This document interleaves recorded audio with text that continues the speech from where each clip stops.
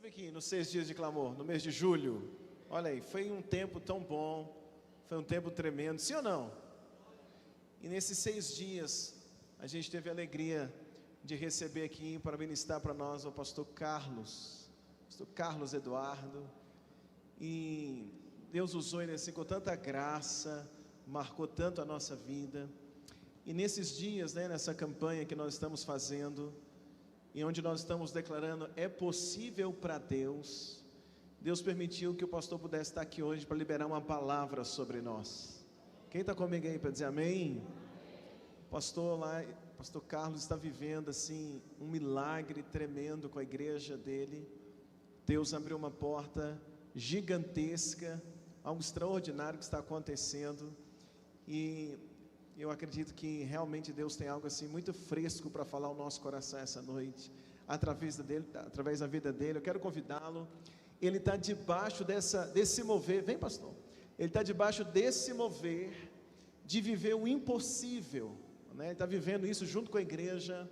Deus liberou algo extraordinário na vida deles, e eu tenho certeza que é debaixo desta unção que ele também vai ministrar aqui para a nossa vida essa noite. Posso ouvir um amém, amados? Então eu queria que você estendesse as mãos aqui para frente, e nós vamos orar. Pastor, é uma alegria para mim receber, para todos nós da Batista Vida, e eu tenho certeza que Deus vai te usar aí com muita graça, debaixo desse mover aí profético que está sobre a tua vida. Vamos orar. Pai, nós te louvamos e te rendemos graças, ó Deus, pela vida do teu servo.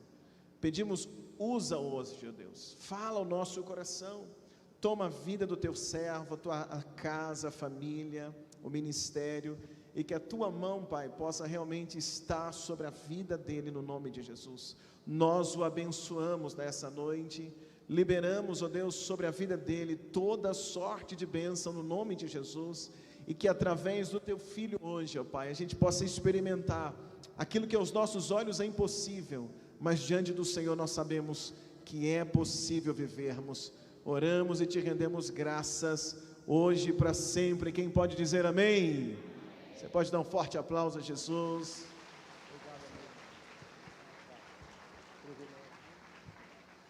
Glória a Deus. Boa noite, queridos. Graça e paz do Senhor. Pode se assentar, por favor. Que privilégio é esse? Privilégio de estar aqui com os irmãos hoje.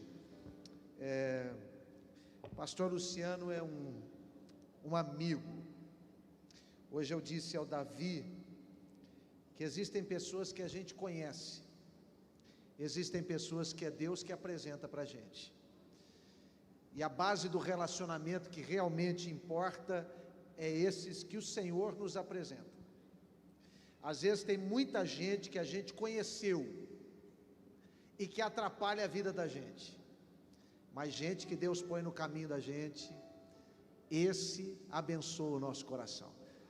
Queria que você virasse para o seu irmão e dissesse assim: aprenda a escolher bem seus amigos. Amém ou não? Uma das coisas que a gente às vezes não acredita é que a base do nosso milagre também está atrelada à base de quem a gente caminha junto, com quem a gente anda. Deus revela ou não algumas coisas. Então a qualidade do nosso relacionamento vai determinar a qualidade da nossa vida. Pastor Luciano, um amigo, uma família belíssima. Eu fico encantado com essa casa, com esse povo abençoado. E eu assim vim aqui hoje como profeta de Deus, graças a Deus, dessa vez com voz. É ou não é? Porque na vez passada só o sangue de Jesus. Então, agora com voz, com alegria. Obrigado, varão. Eu quero ministrar essa palavra ao seu coração nessa noite, em nome de Jesus. Quero pedir que você abra a sua Bíblia, primeiro livro dos Reis. Primeiro livro dos Reis, capítulo 17. Obrigado, querido. Primeiro Reis, capítulo 17, o verso de número 12. Verso de número 12, só esse verso. Eu não vou tirá-lo de um contexto, pode ficar tranquilo, eu vou te dar o contexto, mas eu quero me ater como base nesse verso. 1 Reis, capítulo 17, verso 12. Quem já encontrou, diga amém. Glória a Deus. Diz assim a palavra do Senhor: mas ela respondeu: tão certo como vive o Senhor, seu Deus, não tenho um pedaço sequer de pão em casa. Tenho apenas um punhado de farinha que restou numa vasilha e um pouco de azeite no fundo do jarro. Diga comigo assim: um resto de farinha e um pouco de azeite. Olha para quem está do seu lado e diga assim: um resto de azeite, de farinha e um pouco de azeite. Antes de eu terminar aqui esse texto, olhe para mim um pouquinho. Algumas vezes nós olhamos para aquilo que nós temos nas mãos e nós realmente desdenhamos daquilo. Achamos que é insuficiente, achamos que é pouco. Afinal de contas, os desafios são grandes. Afinal de contas, as coisas que nós almejamos, elas são maiores. E a gente olha para a nossa mão e para aquilo que está na nossa mão e a gente diz assim: é pouco, é muito pouco. Mas essa noite eu queria te lembrar que isso que está nas suas mãos ainda é muito perto do que muita gente tem nas mãos. Tem gente que nesse exato momento não tem nada, nada, não é só nas mãos, não tem nada no coração, não tem nada na vida.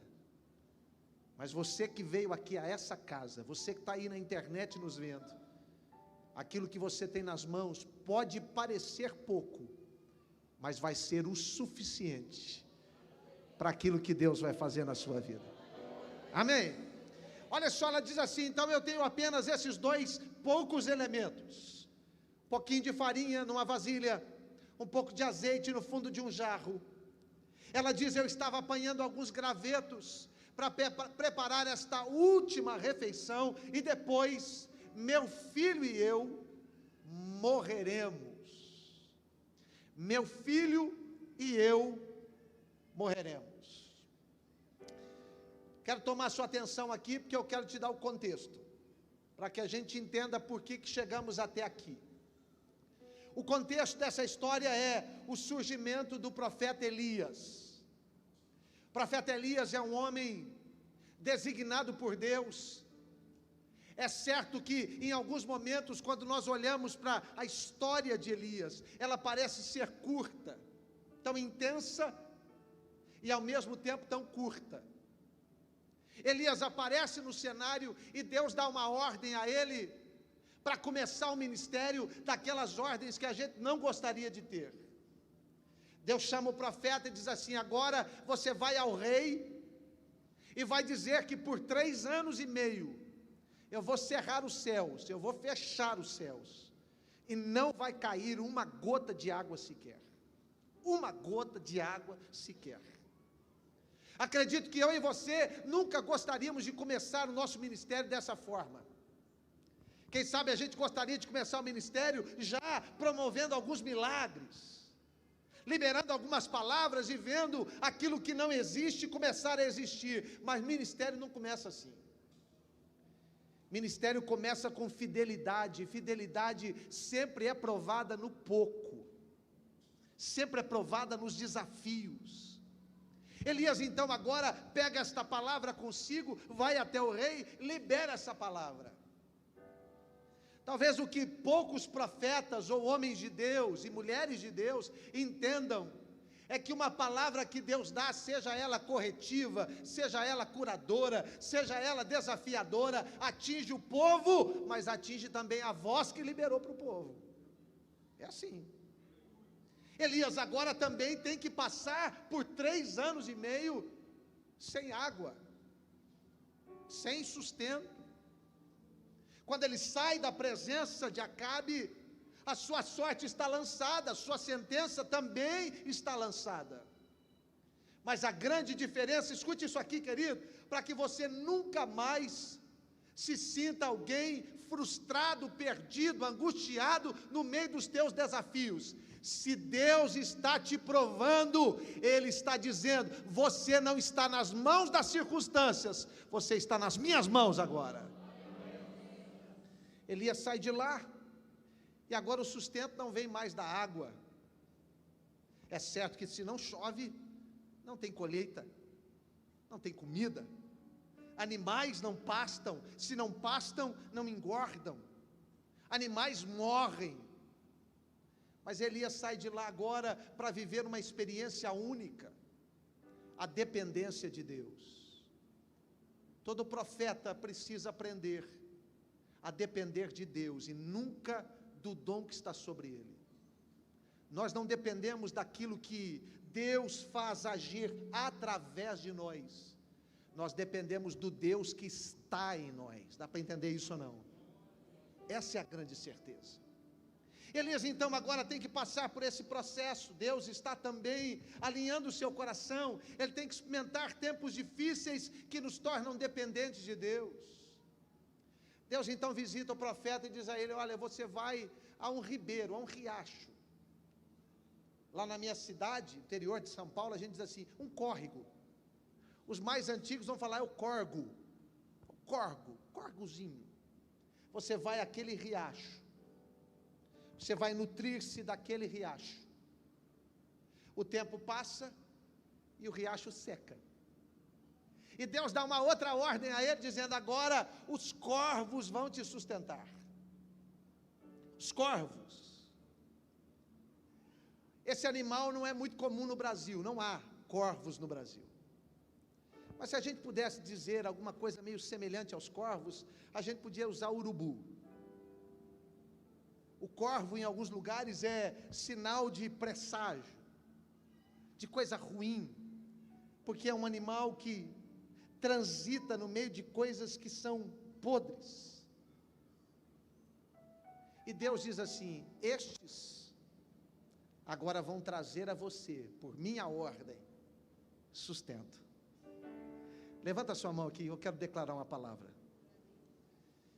No tempo do seu desafio, Deus vai te surpreender, porque até pessoas, situações, ocasiões, que você, quem sabe, pensou, dali nunca virá nada de bom, Deus vai começar a abrir portas e você vai começar a ser sustentado pela graça de Deus.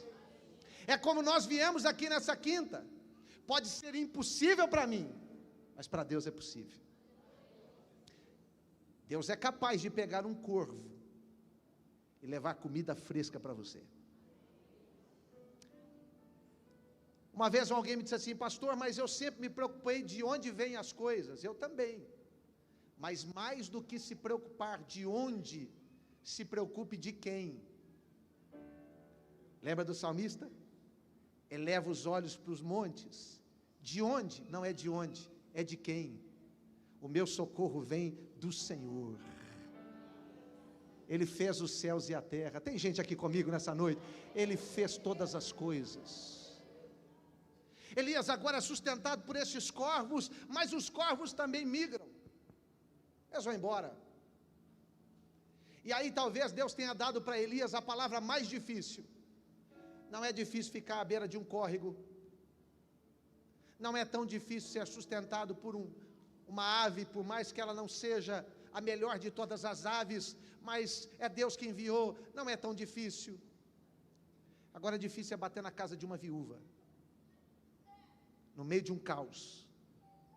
Alguém que deveria liberar uma palavra, cuidar da viúva, agora precisa bater na porta da casa da viúva para dizer: cuide de mim. Isso é o profeta. Isso é o profeta. Não despreze os tempos que Deus tem te colocado. Não despreze os tempos que Deus tem te feito passar. Não despreze aquilo que está nas suas mãos. Porque Deus é capaz de, desse momento, dessa história, dessa lição, desse desafio, levantar algo extraordinário na sua vida. Elias vai lá, bate na porta da viúva, e o texto diz que ele pede o que ninguém tem. Ele começa a conversa dizendo: me dá um copo d'água. Não, mas não chove, não tem água. Aliás, isso aqui é muito interessante. Você já percebeu que Deus sempre nos pede aquilo que a gente não tem? Que você diz assim: mas eu, biblicamente está cheio de personagens dizendo: eu, o menor da minha casa, eu, aquele que não tem força, eu, aquele que não sabe falar, Eu, aquele que sou tão pequeno, habito numa casa pequena, eu não tenho recurso, eu não tenho força. Deus às vezes nos pede coisas que não temos, mas quando o nosso coração se torna obediente à sua voz, Deus não pega aquilo que nós não temos, mas Ele dá aquilo que Ele tem para a nossa vida. Dá para você entender? Olha para a sua mão aí, você está preocupado com aquilo que está na sua mão, olha para ela aí, levanta a sua mão e olha para ela, você está preocupado com aquilo que tem na sua mão? Escute, essa palavra Deus tem falado ao meu coração nesses dias. Você está preocupado com aquilo que tem nas suas mãos? Não, aquilo que você precisa não vem das suas mãos, aquilo que você precisa vem do meu coração, meu filho. Não olhe para as suas mãos, olhe para o coração de Deus. O milagre não está nas suas mãos, o milagre não está na minha mão, mas o milagre está no coração de Deus. Está me entendendo aqui? Quantos estão comigo aqui nessa noite? Quantos podem dizer glória a Deus aqui? O milagre está no coração de Deus. Elias então diz, me dá água. Ela diz, olha, eu não tenho. Então faz um bolo para mim, faz um bolo para mim. Ela disse assim, então certo, como vive o Senhor, o texto nós entramos. Eu só tenho um punhado de farinha e um pouquinho de azeite. Punhado de farinha, um pouquinho de azeite. Quero fazer uma pergunta para você. O que Deus é capaz de fazer com aquilo que a gente tem? Pergunta aí para o seu irmão, o que Deus é capaz de fazer com aquilo que você tem? Pergunta para ele. O que Deus é capaz de fazer? Quem sabe você já desistiu. Porque você está dizendo assim, pastor, eu não consigo fazer com o que eu tenho. Não, mas não é para você fazer. Quem vai fazer é Ele. Amém, igreja? Amém, amém, amém. Quem vai fazer é Ele. É impossível para mim, mas para Deus é? Não escutei. Para mim é impossível, mas para Deus é? Possível. Então não sou eu que vou fazer. É Ele quem vai fazer. Ela diz, olha, eu tenho esse punhadinho de farinha, esse pouquinho de azeite, e já está tudo programado, já está tudo escolhido, já está tudo feito, já está tudo pensado. Eu vou cozinhar 2 porções com aquilo que eu tenho. E depois que eu cozinhar essa porção, que vai ser para mim e para o meu filho, nós vamos comer e morrer. Está no texto aí, sim ou não? Está no texto. Nós vamos comer e nós vamos... Então para que vai comer? Para que vai comer? Você já viu como tem pessoas na vida cristã que estão assim? Deus ainda fez conservar para você, na sua casa, o que muita gente não tem. Ah, mas é um pouco de farinha. Ah, mas é um punhadinho, é um bocadinho de azeite só. Só dá para 2 refeições, só dá para 2 porções. Mas é mais do que muita gente tem, mais do que tem na casa do seu vizinho, mais do que tem na casa daquela pessoa que você conhece. É muito mais, porque Deus conservou aquele resto, aquele pouco, aquele pedaço, para dali começar a fazer um grande milagre na sua vida e através da sua vida. Ela disse, eu vou fazer e vou morrer. Que sentença mais terrível é essa? O que Deus pode fazer com aquilo que tem na sua mão? O que Deus pode produzir com aquilo que tem nas suas mãos? Eu vou garantir para você, claramente, diante das Escrituras, o que você tem nas mãos. Deus pode fazer tudo, mas Deus não vai te matar. Você não vai morrer com aquilo que tem nas suas mãos. Ela disse, eu vou fazer, eu vou comer e eu vou morrer. Deus tem nos dado um desafio nesses dias, e eu disse para Deus assim, Senhor, eu estou tomando posse desse texto, e eu estou entregando para o Senhor o meu punhado de farinha, e o meu restinho de azeite, mas eu estou entregando para o Senhor na certeza de que eu não vou morrer. Se fosse por mim, eu faria a minha refeição e morreria. Mas entregando para o Senhor, eu sei que o Senhor é o dono da vida. Eu quero declarar aqui nessa noite, meu filho, você vai sair daqui nessa noite entendendo que aquilo que você tem nas mãos vai ser produtor de vida nas mãos de Deus, vai ser um tempo glorioso nas mãos de Deus, vai ser um tempo de milagre na mão de Deus, em nome de Jesus, meu filho. O que Deus pode fazer com aquilo que a gente tem nas mãos? Primeira coisa, Deus é capaz de multiplicar o que eu vejo naquilo que eu não vejo. Diga isso comigo. Deus multiplica. Diga bem forte, Deus multiplica o que eu vejo naquilo que eu não vejo. Ele é o Deus, diz as Escrituras, que traz à existência as coisas que não existem. Quem sabe essa noite não exista ainda seu marido do seu lado, dona. Mas no coração de Deus, o Senhor já viu ele cruzar essas portas aqui. Quem sabe você, minha filha, meu filho, tem orado dizendo: eu queria tanto ver o meu filho aqui, eu não vejo meu filho. Mas Deus está olhando para aquilo que você tem, uma fé, uma coragem, uma perseverança, uma oração, um joelho dobrado no altar. Deus está vendo o que você tem, e Deus vai começar a produzir aquilo que você não tem. Seus filhos vão chegar, seu marido vai chegar, sua esposa vai chegar, sua família vai chegar. Deus vai operar todas as coisas, porque o nome dEle vai ser glorificado nas coisas que você tem, na sua fé, no seu coração, na sua vida. Deus vai ser glorificado, meu filho. Meu Deus do céu. Escute isso aqui. Aquela viúva olha para o seu presente e sofre pelo seu futuro. Quem de nós aqui nunca fez assim? Olha para o seu presente, para o seu momento, e vai sofrendo para o seu futuro, projetando coisas ruins. Quem sabe muitas coisas na sua vida você largou só por causa do presente, só por causa do momento que você está vivendo. Escute, deixa eu dizer uma coisa para você, isso aqui é um conselho. Nunca tome decisões só pelo momento, só pelo presente. Lembre-se, pode começar pequeno, pode começar difícil, pode começar complicado, mas Deus no processo vai te levar para algo inabalável. Aquela mulher olha para o seu presente, sofre pelo seu futuro. Olha o contraponto, Deus olha para o presente daquela mulher e começa a celebrar seu futuro. Meu Deus. Aquela mulher disse assim: se eu entregar para o profeta, alguém vai morrer. Quantas porções ela podia fazer? 2. Ela cozinha, entrega um para o profeta, sobra mais um.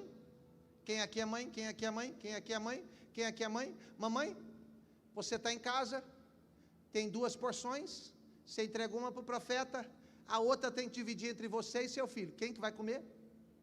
Quem que vai comer, mamãe? Lógico. É lógico. Porque até nisso Deus também, nos momentos difíceis, quer provar nosso coração. E tem uma coisa que atrai o coração de Deus para a nossa pequenez. Sabe o que é? Nossa generosidade. Nossa capacidade de dizer: eu escolho entregar o que eu tenho, por amor a alguém. Aquela mulher então entrega para o profeta e diz assim: agora eu vou fazer o bolo do menino, e nós vamos morrer. Eu morro hoje, ele morre amanhã. Nós vamos morrer. A sentença está lá. Ela olha para o presente, sofre pelo futuro. Deus está olhando para o presente e dizendo: ela deu. Se ela deu, ela está dizendo: agora está nas tuas mãos, Senhor. Agora é com o Senhor. Eu cuido do Senhor, o Senhor cuida de mim. Deus olha e diz assim: essa mulher agora vai começar a experimentar o que ninguém está experimentando. Num tempo de sequidão, num tempo de angústia, num tempo de problema, num tempo de privação, num tempo de provisão, Deus vai dizer àquela mulher: agora você vai provar o que ninguém está provando. Levanta a sua mão aí, por favor. Eu não sei qual é o desafio que você está passando, eu não sei qual é a luta que você está passando, mas uma coisa eu quero te dizer aqui nessa noite: se você entregou para Deus aquilo que você tem, você vai começar a experimentar o que ninguém está experimentando. Vamos para o texto? Óbvio. Quando aquela mulher dá, ela faz o bolo do profeta, o profeta começa a comer, e o que começa a acontecer? Deus começa a agir. Todas as vezes que uma coisa sai da sua capacidade, todas as vezes que uma coisa sai da sua possibilidade e vai para a capacidade de Deus e para a possibilidade de Deus, o milagre é gerado. Não é mais sobre você, não é sobre mim mais, não é a nossa capacidade, não é a nossa inteligência, mas é o poder de Deus. Deus então começa a botar a mão naquela panela, Deus começa a botar a mão naquela vasilha, Deus começa a pôr a mão no jarro. Meu Deus do céu, Deus está precisando entrar na nossa casa e botar a mão na nossa panela, no nosso jarro. Deus está precisando começar a colocar a mão nas coisas que a gente tem de tão pequeno na nossa vida. E você está com medo do quê? De acabar, de ficar sem. Olha só que coisa interessante. A mulher fez o punhadinho, entregou para o profeta. Vai ter que fazer mais um, que é do filho.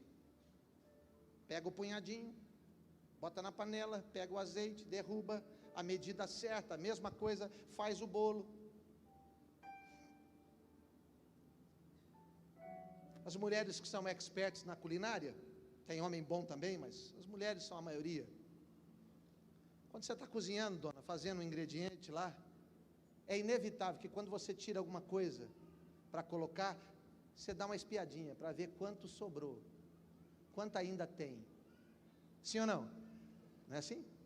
Pega lá um pouquinho, lá daqui a pouco já dá uma olhadinha para ver se quanto vai dar, quanto vai dar. Quem sabe a dona do texto aqui faz assim, ó, e diz assim: ixi, agora está vazio. Olha,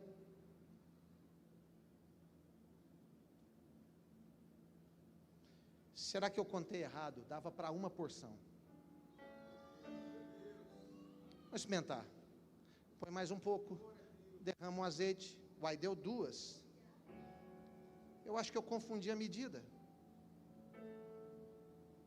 Quem sabe naquele momento o profeta diz assim: olha, se tivesse mais um pedacinho eu repetia. A dona dá uma olhada de novo e fala assim: uai, será que eu estou tão ruim assim? Será que essa situação abalou um pouquinho a minha percepção? Porque parece que ainda dá mais uma porção.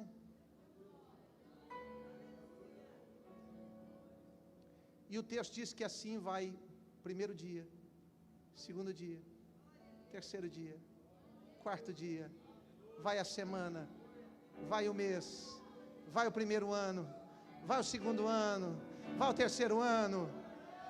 Agora escute, essa é uma percepção errônea da nossa natureza humana. Qual é a percepção que nós temos? Jorra a farinha, jorra azeite. Não. Não confunda transbordar e abundância com desperdício. Não confunda. É na medida. Põe a mão, tira a medida não acaba. Põe a mão, tira a medida não acaba. Põe a mão, tira a medida. Meu filho, deixa eu dizer uma coisa para você, não se assuste com o que eu vou falar. Nunca vai ser para você dizer assim: agora eu não preocupo mais, agora eu estou tranquilo. Sabe por quê? Porque o que nos trouxe aqui hoje foi a dependência de um Deus que dia após dia tem cuidado de nós. Foi isso que nos trouxe aqui. Não foi olhar e dizer assim: agora está tudo pronto, eu não preciso orar mais. Agora está tudo pronto, eu não preciso chorar mais. Eu não sei quem inventou que choro é ruim. Não, senhor, choro é bom. Choro é bom, choro é declaração do nosso coração, choro é rasgar a nossa alma, choro é dizer: eu preciso que alguém enxugue, E só tem um que tem poder para enxugar dos olhos toda lágrima. É o Senhor, que nunca deixa a farinha acabar na vasilha, nunca deixa o azeite acabar no jarro. Enquanto estiver no tempo do desafio, Deus está cuidando meu Deus do céu, Deus está cuidando de você e da sua casa, meu filho. Aquela mulher olha para o presente, sofre para o futuro. Deus olha para o presente e já começa a celebrar. Tem gente aqui para celebrar ou não? Tem gente aqui para celebrar ou não? Ai, você precisa pegar isso, meu irmão. Você está esperando ver para começar a celebrar. Não, nós não celebramos pelo que vemos, nós celebramos pelo que cremos. Aleluia. Hoje eu estive num lugar muito especial com o vosso pastor. Pisei naquele lugar, eu já comecei a ver o povo entrando. Eu já comecei a ver todo mundo cantando, celebrando. Já vi o pastorzão aqui de um lado para o outro, e vai ter espaço para ir para um lado para o outro, declarando a palavra de Deus, gente sendo curada, gente sendo transformada. Pastor, mas não existe, que lugar é esse? Não tem nada construído. Não tem nos nossos olhos, mas está construído no coração de Deus. Põe a mão na vasilha. Põe a mão na vasilha. Quanto mais você põe a mão, mais Deus vai dizer: vai ter sustento, vai ter provisão, vai ter cuidado. Tem alguém comigo aqui para dar um glória a Deus bem gostoso aí? Tem alguém comigo aqui para celebrar o nome do Senhor aqui? Para aplaudir bem forte o nome do Senhor aqui? Deus está cuidando da sua igreja, meu filho. Deus está cuidando. Segunda coisa, o que Deus é capaz de fazer com aquilo que a gente tem nas mãos? Deus é capaz de com aquilo movimentar um propósito. Diga comigo: eu estou aqui. Não, você pode ser mais crente do que isso. Diga: eu estou aqui por causa de um propósito. É um propósito que trouxe a gente aqui. Acabei de dizer para você, isso aqui não é uma questão de agenda. Isso aqui é propósito, meu filho. É propósito. Nós estamos aqui, não é porque a gente marcou na nossa agenda lá, dizer: hoje é culto, eu tenho que ir. Tem um propósito. Não, eu vou porque um amigo me convidou, você que está visitando a gente aqui. Porque alguém chamou, porque é um familiar que frequenta essa igreja, fala tão bem, e eu queria conhecer. Esse é um pretexto. Mas o motivo pelo qual você está aqui foi porque o Espírito Santo te trouxe. Tem propósito. Dá para você entender isso ou não? O alvo desse texto é uma viúva. A Bíblia diz que Deus cuida das viúvas. O que Deus faz então? Pega um profeta e diz: vai no rei, fala para o rei, porque 3 anos e meio não vai chover sobre a terra. O rei está dizendo: meu reino está perdido, não vai dar para suportar 3 anos e meio de seca. O profeta diz: meu Deus, eu estou perdido. Além de eu ser alguém odiado pelo rei agora, eu também vou passar pelos 3 anos e meio. Mas na outra ponta tem uma viúva. Lá na outra ponta tem uma viúva. E quando Deus olha para aquela viúva, olha para o rei e diz assim: você pode desesperar, porque você fez o que era mal perante os meus olhos. É o rei Acabe. Ele olha para o profeta e diz assim: eu estou adestrando você para te ensinar que para viver uma vida de arauto, de boca, de servo, de homem de Deus, você tem que aprender a dor que o povo passa, a luta que o povo passa, e mesmo assim permanecer como um homem de Deus em todos esses momentos. Mas quando ele olha para essa viúva, ele diz assim: minha filha,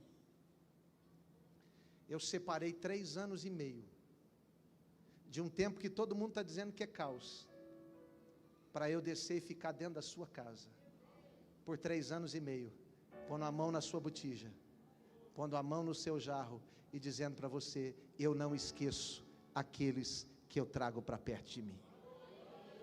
Eu não esqueço. Está entendendo qual é o propósito? Pastor, mas as coisas estão difíceis, a inflação, o problema, pastor, agora, nosso país, que luta, que negócio. Meu filho, tudo isso é verdade. Mas nós nunca estivemos em crise, nós estamos em Cristo. Amém ou não? Quando você abre a porta da sua casa, não é a crise que mora com você, quem mora com você é o Rei dos Reis e o Senhor dos Senhores. Aleluia! Todas as coisas da sua vida, todas as coisas da sua casa, tem a mão de Deus. Lembra do salmista quando ele disse, se não fosse o Senhor. Ah, se não fosse o Senhor. Quero te dar alguns segundinhos para você pensar um pouquinho na sua vida e embutir essa frase, se não fosse o Senhor. Se não fosse o Senhor. Pense isso, se não fosse o Senhor. Aonde nós estaríamos? Muitos de nós aqui empreendeu, perdeu tudo. Mas Deus nos levantou, se não fosse o Senhor. Muitos de nós, quem sabe um dia paramos na frente de um juiz para dizer, acabou, não tem mais jeito, não dá mais certo. Mas Deus pôs a mão na vasilha. Deus pôs a mão no jarro. E disse, não vai faltar. Se não fosse o Senhor. Batista Viva está aqui? Batista Vida está aqui ou não? Se não fosse o Senhor. Vou te dar esse momento, levanta a sua mão e começa a dizer, se não fosse o Senhor. Agradeça a Ele, comece a agradecer ao Senhor. Agradeça a Deus. Agradeça, Senhor, obrigado, porque se não fosse o Senhor. Se não fosse o Senhor. Terceira coisa, eu vou caminhando para o fim. O que Deus é capaz de fazer com aquilo que eu tenho nas mãos? Deus é capaz de transformar o lugar que mostra para você o seu limite, num lugar que recebe a abundância de Deus. Eu sei que às vezes as coisas que estão diante de nós limitam a nossa vida. Limitam. Eu vou te contar isso aqui. E eu tenho muito cuidado de contar as coisas, porque às vezes a gente exalta muito mais as coisas do que quem não é que está por trás, mas está na frente disso. Então a honra e a glória de quem está na frente. As coisas são só resultado de quem está na frente. Então a glória é dele. A glória é dele. Eu disse ao pastor Luciano que nós entramos num desafio. Aquilo que nós tínhamos era um fator limitador. Fomos alugar um lugar, pelo menos 30 mil reais a mais do que nós pagávamos, sem chance. Pastor, quanto tinha no caixa? Nada. Essa é a minha sina como pastor, nunca ter nada no caixa, né? Sempre acha uma coisa, sempre acha alguém, enfim. Me reuni com a minha diretoria e disse assim, agora gente, nós precisamos dar um passo, vamos. Pastor, vamos dar uma olhada, como é que está? Quando olhou, disse assim, pastor, não dá. Um irmão me disse assim, ô pastor, eu estou triste, porque eu sei que é um sonho do Senhor. Aquilo me deu uma... E eu disse assim, dentro de mim, mas espera aí, será que isso é um sonho meu? Eu estou crendo que é um sonho do Senhor. E ele continuou dizendo, pastor, eu não queria frustrar o Senhor, mas eu não sinto segurança em dar o meu aval para que isso aconteça. E os irmãos foram seguindo a mesma linha, uma linha de prudência, óbvio, estão lá para isso também.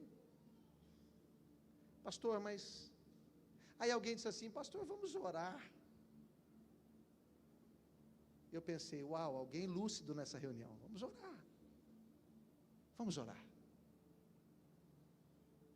Isso foi numa terça-feira à noite, quarta, quinta, sexta, todos os dias eu indo naquele lugar, orando, jejuando. Chegou no domingo, Os 3 cultos que temos no domingo, eu fui cada um deles e disse: irmãos, reunimos como liderança, como diretoria, observamos todas as coisas, nossos caixas, conta, tudo. É um desafio muito grande. Financeiramente não dá, não tem como. Mas eu queria fazer uma pergunta. Eu disse: por muito tempo eu acredito ser um profeta sobre a vida dessa igreja, mas hoje eu preciso que essa igreja seja profeta sobre a minha vida. Por muito tempo, quem sabe, Deus me usou para dar uma palavra de destino, de direção, mas hoje eu preciso que Deus use vocês para essa palavra. Contei tudo e disse assim: eu quero perguntar para vocês, vamos para cima, crê no milagre de Deus. Meu filho, igual dando chute para tudo que é lado, irmão. Doido. Falei: é agora, é agora, é agora, é agora, é agora. Eu tenho o hábito de ir para a porta, vou cumprimentando todo mundo, abraçando todo mundo, feliz da vida. Alguém me abraça assim: é, pastor, agora vamos ver se o povo vai vir mesmo. Lembrei urgentemente daquele texto de que quando os filhos de Deus foram à presença de Deus, veio no meio deles Satanás. Ele estava lá. Estava lá. Estava lá. Quero ver se o povo vai vir. Saí naquele domingo. Fui para casa. Durante a noite, disse: Senhor, eu preciso de um sinal, de que isso não é do meu coração. Eu não tenho problema nenhum, Senhor, se o Senhor falar para mim que isso é coisa da minha cabeça, do meu coração, eu vou para frente da igreja, como eu fiz nos 3 cultos, faço nos outros 3, e digo: gente, eu errei, Deus não está nisso, eu errei. E Deus aquela noite inteira ficou em silêncio, absoluto silêncio. Eu ainda olhava para o meu lugar de limitação. Segunda-feira pela manhã, um irmão querido que trabalha conosco lá na administração da igreja, ele disse assim: pastor, eu estou sentindo falta de algumas transferências para a nossa conta do nosso aplicativo. Nós temos um aplicativo lá que as pessoas também podem contribuir por ele, enfim. Eu disse: meu filho, eu não sei, eu não tenho acesso a isso. Pergunta lá no suporte, liga lá, pergunta para eles o que está acontecendo. E ele ligou na segunda-feira, e a moça atendeu muito gentilmente, falou: olha, nós estamos tentando entrar em contato, mas o e-mail está errado. Ele foi, cadastrou o e-mail novo. Mas isso já foi o dia todo. Na terça-feira pela manhã, eu atendendo uma pessoa no gabinete, e de repente eu vejo a minha sala tem um vidro para dar visibilidade, e eu vi ele levantando, andando para lá e para cá, e eu atendendo a senhora. Achei estranho. Daqui a pouco levanta o pastor Darlan, que é o meu pastor lá, um filho querido, levanta e anda. Eu disse assim: esse povo está ficando doido, o que está acontecendo? Será que eles estão me apressando para terminar o atendimento? O que é isso aí? Que coisa. Daqui a pouco a nossa irmã, secretária da igreja, levanta também. Eu falei: não, aí não, aí não. Aí é Jebuseu, Ferizeu, Filisteu. Ah não, aí mata a paciência de qualquer um. Terminei o atendimento, despedi da irmã com carinho, porque a gente como pastor, a gente vira a chave muito fácil. A gente despede com um sorriso. Ah, mano, já virei a cara e falei: vou para dentro, agora eu vou para dentro deles. Quando eu cheguei na sala: o que está acontecendo? Chorando.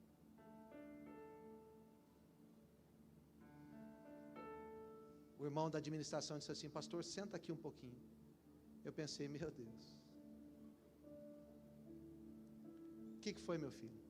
Ele disse: pastor, entrei em contato desde ontem, acertamos o e-mail, redefini a senha. Quando eu entrei para saber o saldo, percebi que um número da nossa conta estava errada.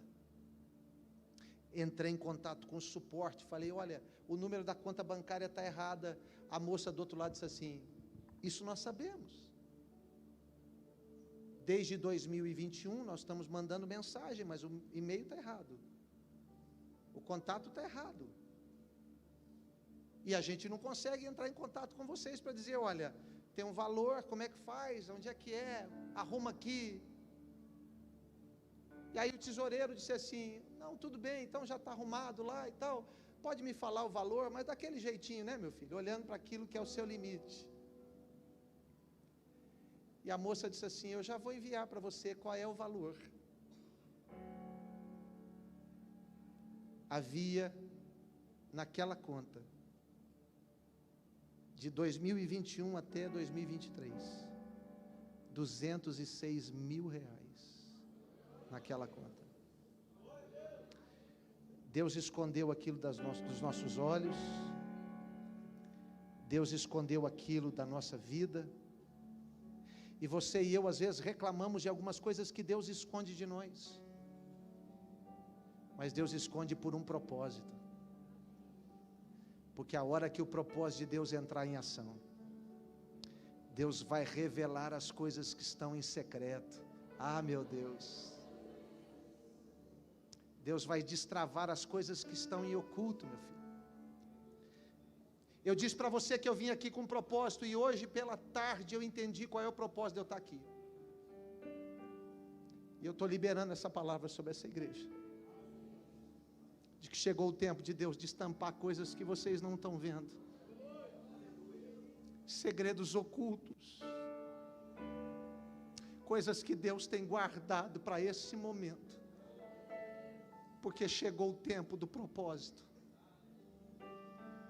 Deixa eu dizer uma coisa para você, você às vezes não vai ver, mas confie, porque Deus vai abrir os olhos do vosso pastor, e Ele vai conduzir essa igreja às coisas que Deus guardou. Essa igreja vai pôr a mão na vasilha, e vai ter farinha, vai pegar o jarro e deitar, vai ter azeite. Não é só para alimentar o profeta, não é só para alimentar uma viúva, mas me permita aqui, porque eu acredito num Deus de abundância. Eu fico imaginando no outro dia, vizinho batendo na porta, dizendo, tem um pouquinho de farinha, tem um pouquinho de azeite. Tenho sim, pode pegar. Daqui a pouco a outra diz assim, eu sei que está um momento difícil, mas será que a senhora teria só um pouquinho? Não, um pouquinho não, quanto você precisa? Eu tenho. Porque Deus acampou aqui dentro, porque Deus decidiu habitar aqui dentro, e aquilo que a gente tem nas mãos, quando entregue nas mãos de Deus, faz o milagre acontecer. Fica de pé comigo celebrando a Deus, por favor, meu filho.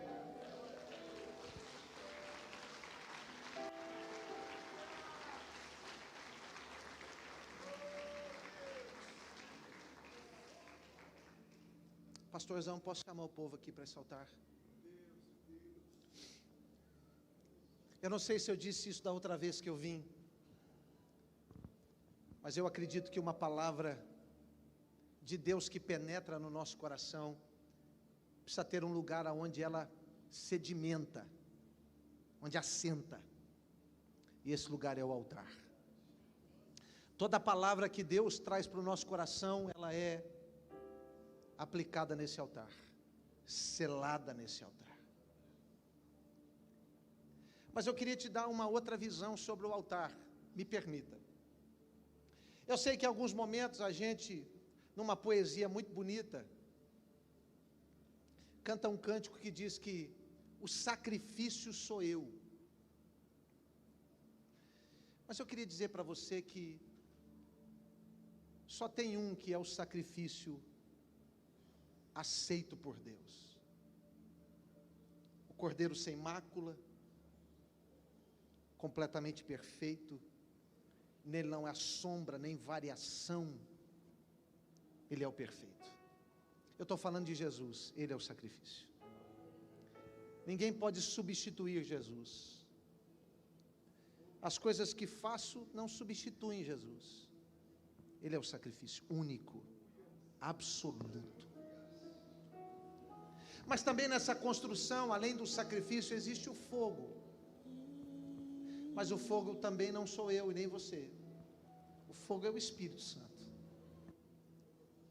A Bíblia diz que esse mesmo fogo se manifesta de duas formas diferentes. Dependendo da superfície, ele é consumidor. Madeira, palha, feno, o que não presta. Mas também, em cima de uma outra superfície, ele é purificador. Ouro, prata, pedras preciosas. Esse fogo é o Espírito Santo e é Ele que faz essa divisão. O Espírito Santo é o Deus que vem dividir na nossa vida, queimar o que não presta e purificar aquilo que é bom.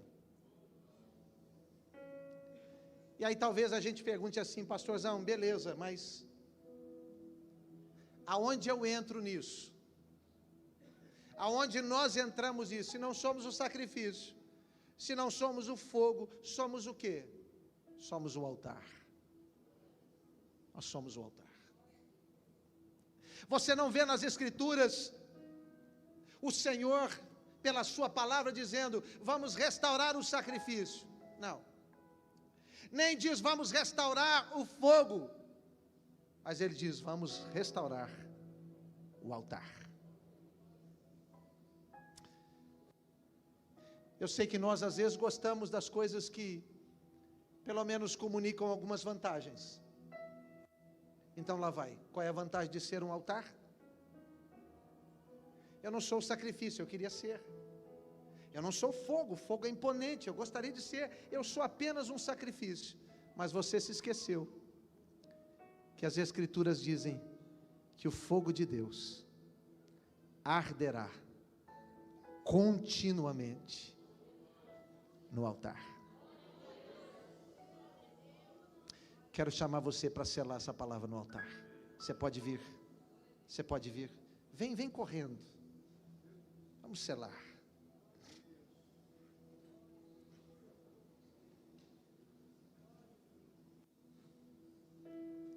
Vem, meu filho, encosta aqui bem pertinho. Vem para cá. Sempre tem lugar para a gente no altar, meu filho. Se tem um lugar que abraça a gente, acolhe a gente, é o altar.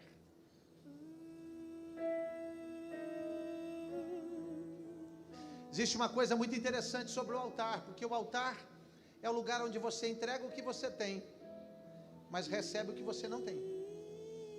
Isso é o altar.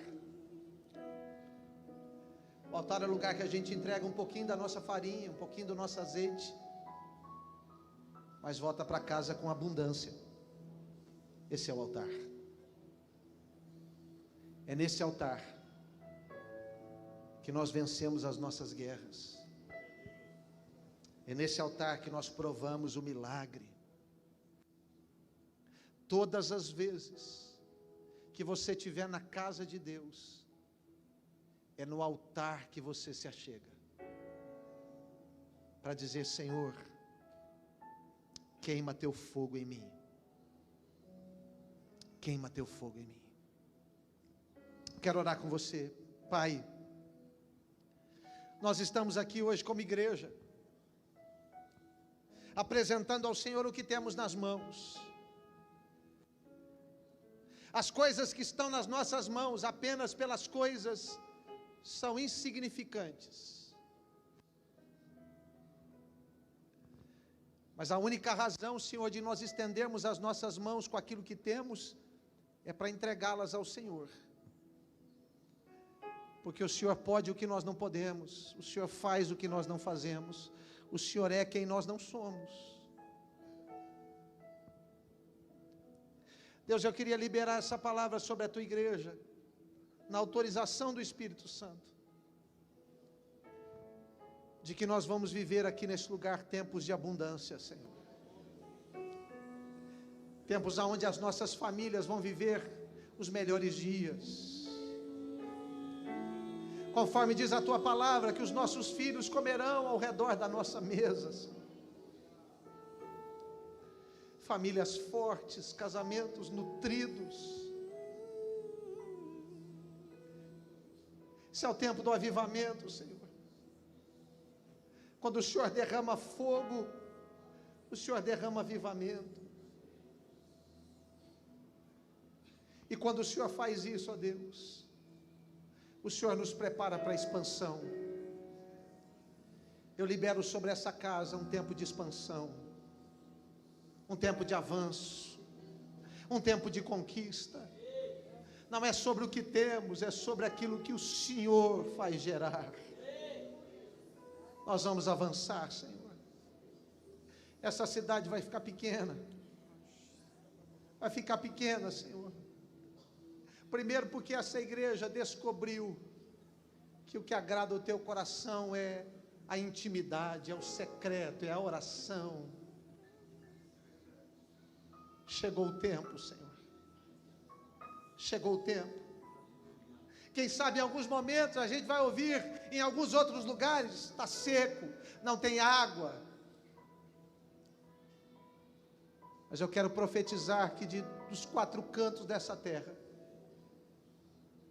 pessoas virão a um lugar, Santa Luzia, mas aquele povo tem, aquela casa tem, Deus acampou a presença dele lá. Lá tem abundância, lá tem vida. Pai, eu abençoo o teu povo. Eu vim aqui para cumprir a tua ordem.